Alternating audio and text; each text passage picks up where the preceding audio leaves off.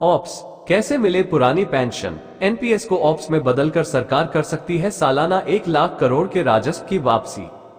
बतौर डॉक्टर मंजीत पटेल, सरकार पर आर्थिक बोझ को कम करने और पेंशन के लिए मार्केट से व्यवस्था करने के उद्देश्य से 1 जनवरी 2004 से पुरानी पेंशन व्यवस्था को त्याग कर नेशनल पेंशन सिस्टम को अमल में लाया गया था। पश्चिम बंगाल को छोड़कर सभी राज्यों में अलग अलग समय पर इस नई पेंशन व्यवस्था को लागू कर दिया गया। पिछले 7-8 वर्षों से इस व्यवस्था के खिलाफ राज्यों और केंद्र में बड़े बड़े आंदोलन चल रहे हैं। देश में पुरानी पेंशन बहाली को लेकर बहस छिड़ी है। सरकारी कर्मचारी संगठन केंद्र पर लगातार दबाव बनाए हुए हैं कि उन्हें गारंटीकृत पुरानी पेंशन ही चाहिए। वित्त मंत्रालय की कमेटी 15 जुलाई को स्टाफ साइड (JCM) के प्रतिनिधियों से चर्चा कर चुकी है। उस चर्चा में सरकार की तरफ से जो बातें कही गई, उन पर कर्मचारी संगठन सहमत नहीं दिखाई पड़े। दरअसल सरकार केवल एनपीएस सुधार पर बात करना चाहती है, जबकि कर्मचारी संगठन ओपीएस की मांग कर रहे हैं। National mission for old pension scheme Bharat के राष्ट्रीय अध्यक्ष डॉक्टर मंजीत सिंह पटेल, जिन्होंने इस मामले में सरकार को कई सुझाव दिए हैं, वे कहते हैं कि कर्मियों को गारंटीकृत पेंशन सिस्टम ही चाहिए। उन्होंने सरकार को वो फॉर्मूला भी सुझाया था कि किस तरह से सरकार एनपीएस को ओपीएस में बदल सकती है। पटेल कहते हैं कि अगर एनपीएस में ओपीएस वाले सारे फायदे मिल रहे हैं तो नाम से कोई मतलब नहीं है, पेंशन स्कीम का कोई भी नाम रखा जा सकता है। उन्होंने सरकार को एक ऐसा सुझाव दिया है जिसमें एनपीएस को ओपीएस में बदलकर केंद्र सरकार हर साल 1 लाख करोड़ रुपए के राजस्व की वापसी कर सकती है।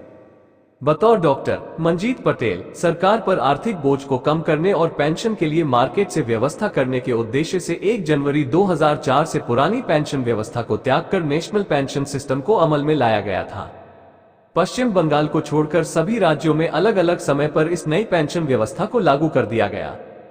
पिछले 7-8 वर्षों से इस व्यवस्था के खिलाफ राज्यों और केंद्र में बड़े बड़े आंदोलन चल रहे हैं। कुछ राज्यों ने यथा सिक्किम, नागालैंड, पंजाब ने इस मसले पर कमेटियां गठित की हैं और कई राज्यों ने यथा हिमाचल, झारखंड, राजस्थान आदि ने ओल्ड पेंशन को फिर से लागू करने के आदेश जारी किए हैं। आंदोलन के बढ़ते दबाव के चलते केंद्र सरकार ने भी पिछले वर्ष 2023 के अप्रैल में एनपीएस को रिव्यू करने के लिए एक कमेटी गठित की थी। हालांकि कमेटी की रिपोर्ट आना अभी बाकी है। इस बीच ये बहस छिड़ गई है कि पुरानी पेंशन देश की अर्थव्यवस्था पर भार साबित होगी और यह राज्यों को दिवालिया बनाएगी। नई और पुरानी पेंशन व्यवस्था में है ये अंतर। National mission for old pension scheme Bharat के राष्ट्रीय अध्यक्ष के अनुसार अब ये समझने की जरूरत है कि नई और पुरानी पेंशन व्यवस्था में मूलभूत अंतर क्या है। पुरानी पेंशन में जीपीएफ के नाम से मिनिमम 7% अंशदान लिया जाता था। इसे कर्मचारी अपनी मर्जी से बेसिक सैलरी के बराबर कटा सकता था।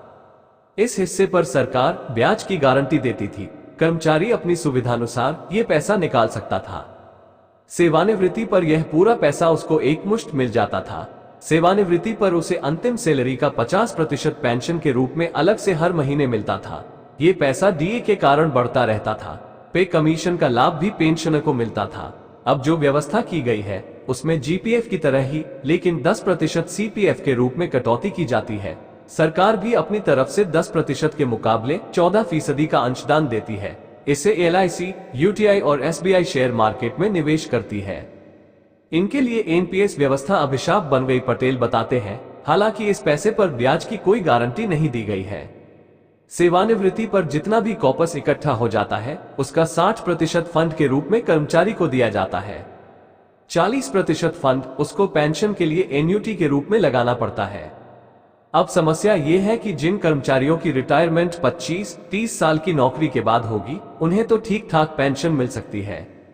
जिनकी रिटायरमेंट 15-20 साल की नौकरी में ही हो रही है उनके लिए एनपीएस व्यवस्था अभिशाप बन गई है। वजह, इतनी नौकरी में कॉपस बहुत कम बनता है, उसके 40% पर पेंशन तो और भी कम बनती है। इस कारण खासकर राज्यों में लोगों को 2000 से 3000 रुपये की पेंशन मिल रही है। विरोध का यही प्रमुख कारण भी है। पुरानी पेंशन व्यवस्था में एक और गारंटी थी कि किसी की पेंशन 9000 रुपये से कम नहीं हो सकती थी। कम बनने पर उसको 9000 रुपये पेंशन के साथ दिया जाता था। इसके चलते कर्मियों की old age social income security की गारंटी कवर रहती थी। सरकार को एनपीएस में करने होंगे कुछ बदलाव। अब ये देखने की जरूरत है कि क्या वास्तव में पुरानी पेंशन देश या किसी राज्य को दिवालिया कर सकती है।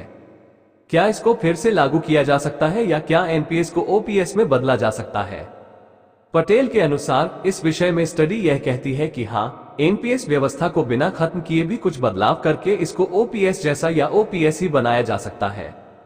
पहली बात यह है कि पुरानी पेंशन में सरकार कोई अंशदान नहीं देती थी, जबकि एनपीएस में उसे 14% अतिरिक्त सैलरी देनी पड़ती है। सेवानिवृत्ति पर सरकार कर्मचारी को 45.86% अतिरिक्त फंड देती है।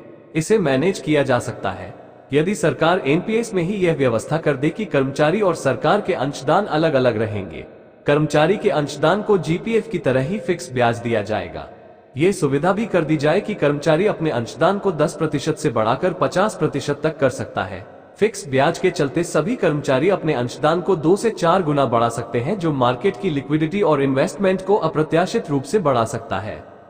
तकरीबन 6,000 करोड़ रुपए हर महीने मिलते हैं। चूंकि अब तक 20 वर्षों में एनपीएस का रिटर्न हमेशा जीपीएफ से ज्यादा रहा है, तो कर्मचारियों के अंशदान पर 7% की गारंटी देना भी कोई बड़ी चुनौती नहीं है। बैंकों को ऐसा करना भी चाहिए, क्योंकि देश भर के 85 लाख कर्मचारियों से ही उन्हें तकरीबन 6,000 करोड़ रुपए हर महीने मिलते हैं।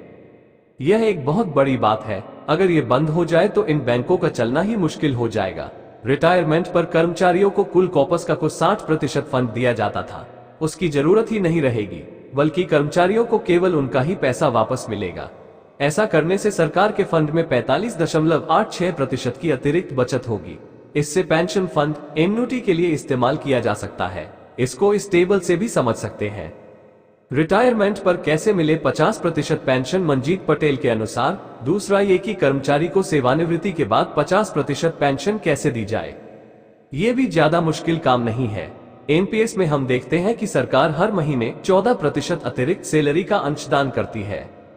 30 वर्षों की नौकरी के दरमियान हम पाते हैं कि यह अंशदान लगभग 11% रिटर्न के आधार पर इतना हो जाता है कि उससे ही ओपीएस के बराबर पेंशन दी जा सकती है।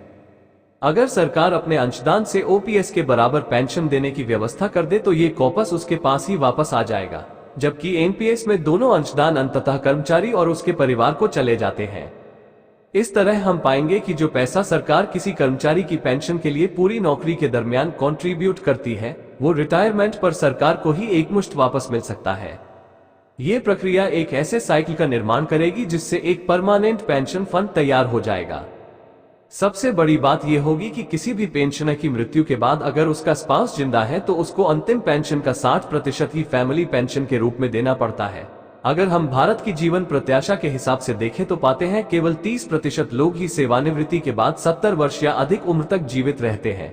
इन्हीं पर अधिकतम पेंशन का खर्च करना पड़ता है। ज्यादातर मामलों में ये खर्च सालाना कम होता जाता है, क्योंकि हर वर्ष कुछ पेंशनर्स की मृत्यु हो जाती है। सरकार को प्रति वर्ष 1 लाख करोड़ रुपए तक वापसी। पटेल के अनुसार केंद्र सरकार में नौकरी करने वाले कर्मचारियों के मामलों में सेवानिवृत्ति लगभग 30 वर्ष की नौकरी के बाद ही होती है, इसलिए उपयुक्त कॉपस की दिक्कत नहीं आती। बहुत से राज्यों में नौकरियों के लिए 40-45 वर्ष तक नौकरी पाने के लिए छूट दी गई है। अतः कर्मचारी अधिकतम आयु पर नौकरी पाते हैं, जहां कम नौकरी के बाद सेवानिवृत्ति पर कॉपस भी बहुत कम हो पाता है। हालांकि राज्यों में 50% पेंशन के लिए उन राज्यों में अलग अलग सेवा वर्षों की सेवा का प्रावधान है, जैसे राजस्थान में 25 वर्ष, उत्तर प्रदेश में 20 वर्ष, छत्तीसगढ़ में 33 वर्ष आदि। इससे कम नौकरी होने पर उसी अनुपात में कम पेंशन का प्रावधान है। सरकारी फंड से भी पेंशन देने में इसी नियम का पालन किया जा सकता है और 20 वर्ष की रेगुलर नौकरी पूरी करने से पहले सेवानिवृत्ति के मामलों में मिनिमम पेंशन 9,000 रुपये प्लस महंगाई भत्ते के प्रावधान से भी इस समस्या का निदान किया जा सकता है। इससे सरकार पर भी कोई खास भार नहीं पड़ेगा।